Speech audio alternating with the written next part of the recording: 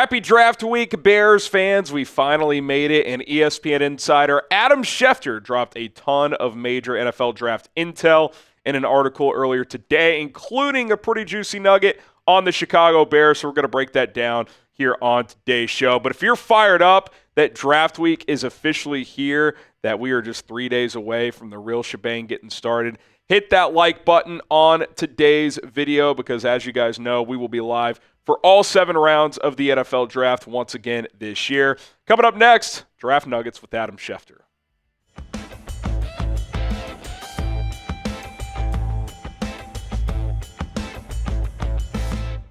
I'm Harrison Graham. Appreciate everybody for tuning in to a Monday edition of Bears Now by Chat Sports. Schefter really doubling, tripling, quadrupling down on what most people know is that the Bears really like Ashton Jeanty. They would like to draft him, but he went as far as reporting that a league source has told him that the Bears are praying that Jeanty slips to the number 10 pick. Here's what he had to say in full. Quote, "There are multiple personnel people who believe the Bears are praying that Jeanty slips to them at number 10. They think new Bears coach Ben Johnson could feature Jeanty and DeAndre Swift as a two-headed duo the way the Lions did with David Montgomery and Jahmyr Gibbs." Look, I don't think it's a secret that the Bears really like Jeanty. I know it's smokescreen season.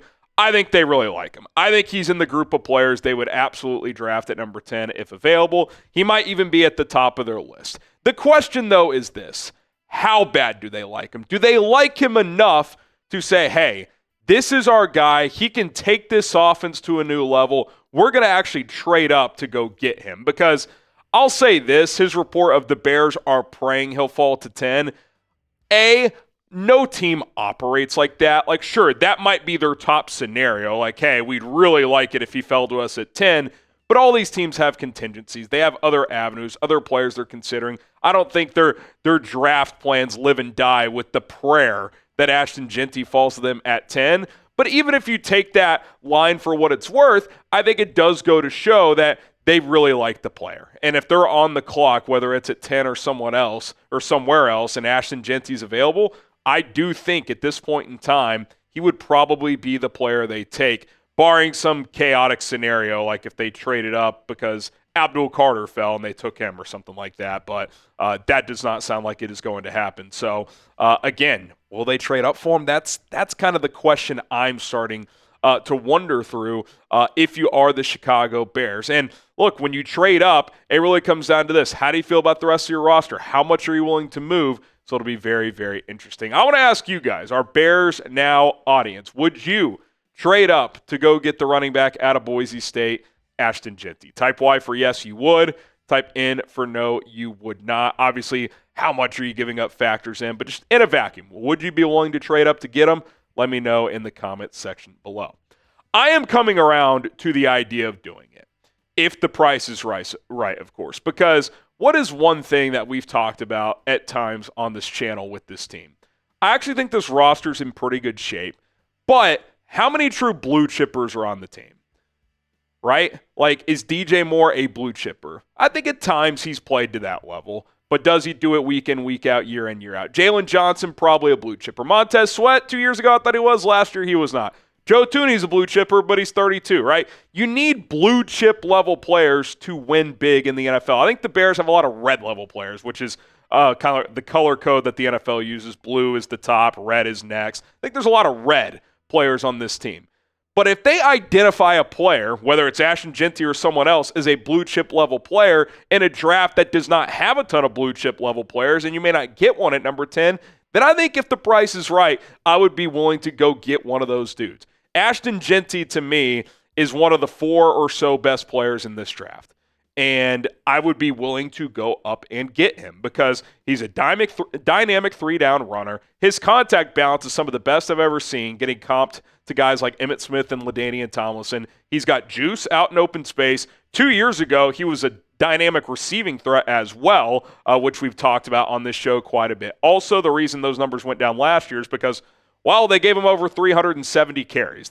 You can't give him the ball literally on every single play, but I think in the NFL, he can be a good receiving weapon. Maybe not to the level of Jahmyr Gibbs, but I also think he's a better pure runner than Jahmyr Gibbs, especially between the tackles. So I think this is a player absolutely worth taking in the top 10, and in this draft specifically, potentially inside the top 5 or 6. And I do agree with the source or in the reporting that Adam Schefter said that the pairing with DeAndre Swift is one that A, they want to do, and B, that I think would really, really work. It's not personal. I got nothing against Roschon Johnson, the guy. I just don't think he can be a top 2 player in this running back room going into next season. So regardless of Jeanty, I do think you'll add someone on day 2 if it's not Jeanty in round 1 to pair with Swift. But I really do like the fit with Jeanty and Swift because Jeanty, like I said, can be a 3-down runner. But if you want to keep his touches down in year 1, especially after having a major workload last year at Boise State, and if you want to use DeAndre Swift as kind of that receiving back that can hit the home run ball and obviously just take some pressure off of Jeanty, I think that pairing really works. Again, we'll see what happens at the end of the day, but I'm starting to think that a trade up for Ashton Jeanty could be in the cards. I'll tell you a team in a moment that I think could be the team to trade up with. Okay, we are sponsored by Prize Picks. Here on today's show, the best daily fantasy sports app in North America is Prize Picks, as it is the best place to turn your sports knowledge into cash. With millions of members, Prize Picks has made daily fantasy sports accessible to all. You just pick more or less on at least 2 players for a shot to win up to 2,000 times your cash now. It's up to 2,000 extra cash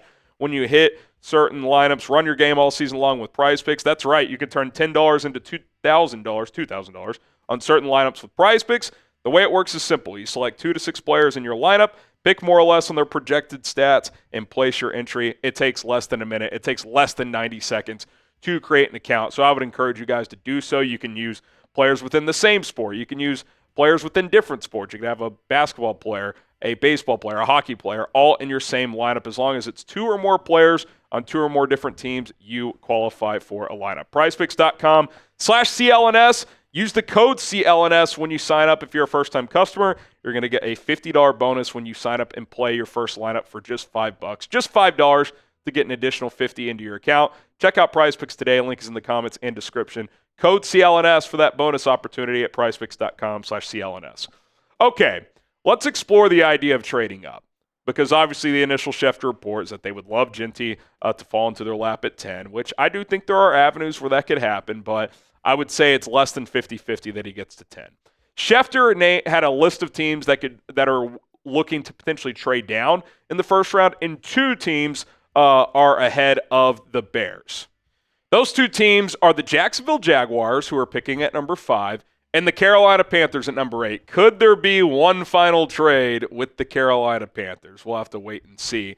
But I think for the purposes of acquiring Ashton Jeanty, I think the Jags at 5 would be the team you would look at. Now, there's been some smoke this morning. Maybe the Raiders would not take Jeanty at 6. I could see that happening. There's been Jalen Walker, Armand Mimbu buzz there. And, you know, if that were to play out on draft night, I think you would take your chances of him falling to 10. But if you're worried about the Raiders, or if the Jags themselves you think could trade Jeanty, but if you give them an offer they'd be willing to take, maybe you do pull off a package with Jacksonville to get him. Because if you get up to number 5, you're getting Ashton Jeanty. I don't think the New England Patriots would take him at 4. Now, if they do, then you don't trade up to 5. No harm, no foul. Like, this would be a draft night trade. You're not going to do it today with 3 days until the draft. But I'd say it's a 98% chance. If you were to trade up to 5, that means Jeanty is still available, and you would probably take him, unless you're going to take Mason Graham, which I'd actually be okay with, but I'm not sure the Bears would go that route.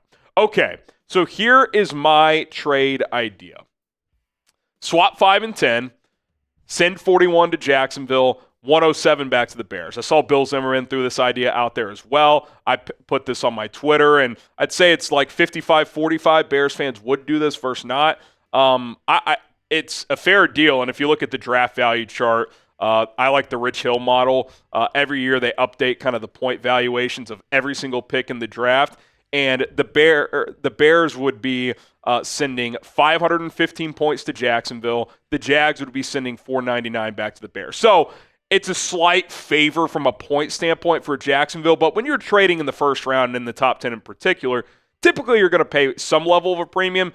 more so than that normally, especially if it were for a quarterback. But there's been reports out there that this could be a buyer's market, that you might be able to trade up and send less than you would in prior years because it's not viewed as a just crazy draft at the top. Why is that? There's not really that many good quarterbacks. That's the main reason. So I think it's a reasonable trade up. You give the slight premium, but you also don't have a 4th-round pick in this draft. You have the extra 2nd-round pick. So if you did this trade, you'd have a pick in the 1st, number 5 overall. You'd still have 39 in round 2. You'd still have 72 in round 3. Now you'd have a 4th, and you'd still have your 5th and the 2 7th. So it would kind of be more of a traditional draft lineup for a team, right? Basically a pick in every round, except for you'd have 2 7ths instead of 1 6 and 1 7, which I'd be perfectly fine with in this draft. So I put this back on screen for you guys. I think I'm doing this trade. Swap 10 and 5. You get a 4 back to send one of your 2 seconds to Jacksonville. Again, if you really like the player and think he's a true blue chip level guy, there's not that many of those in this draft. And the Bears don't have enough blue chip players on their team right now. So T for trade, P for pass. You guys let me know in the comment section below if you would do that trade. I think I'm on board. Look, if Jacksonville gets crazy and asks for more, okay, don't do it. But that the points add up, the valuation makes sense. Jacksonville could add another premium pick, and maybe they go get a lineman or a Tyler Warren at 10 or something like that. So we'll have to wait and see. But I'm becoming more and more open to the idea as long as the trade up isn't unreasonable. And I don't think that trade would be unreasonable if you are the Chicago Bears. All right, that's going to do it for this edition of Bears Now by Chat Sports. No live show today. We're got some moving parts with it being draft week. Some people PTO earlier in the week to get ready for the draft, all that kind of stuff. But we will have another episode later this afternoon, so lock us in for that. My name is Harrison Graham. We'll see you guys soon.